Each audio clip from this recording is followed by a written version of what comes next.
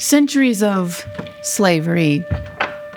Tiny babies in baskets floating down the Nile. Deadly plagues and the parting of the Red Sea.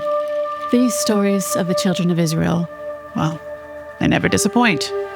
And as Adental Tamar knows very little about this history, but here in Caiaphas's chambers, these traditions and stories are recorded and preserved in such rich detail, particularly the story of their epic deliverance from Egypt, commemorated each year during the feast of the Passover.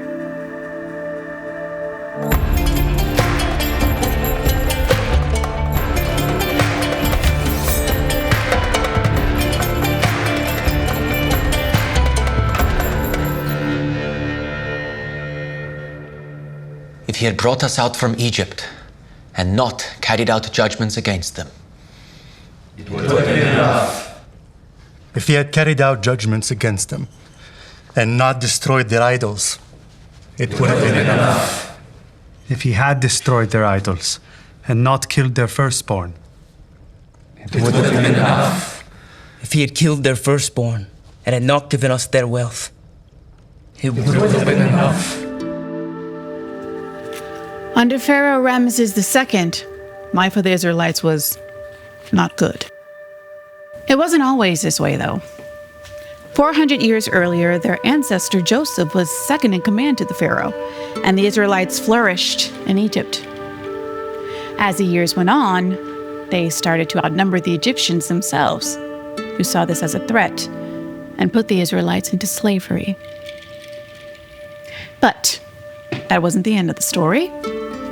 A mother, trying to save her son from death, sent him in a basket down the Nile River and prayed to God for his safety. He was soon found by the Pharaoh's daughter, who raised him as an Egyptian. His name was Moses. And when Moses later learned about his true heritage, God told him that he would be the one to lead the Israelites out of captivity. His message to the Pharaoh was simple: let my people go. But Pharaoh wanted to do things on hard mode. And as punishment, God sent 10 plagues to Egypt. Water turned into blood. There were frogs and lice and flies, dead livestock and boils. But through all of this, Pharaoh had held firm.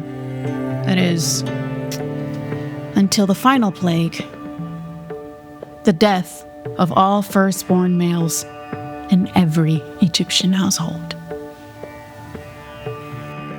To spare the Hebrews, God told them to paint their doors with the blood of a lamb so that the plague would pass over them. Moses warned Pharaoh of what was coming, yet the Pharaoh didn't think it would actually happen. It did.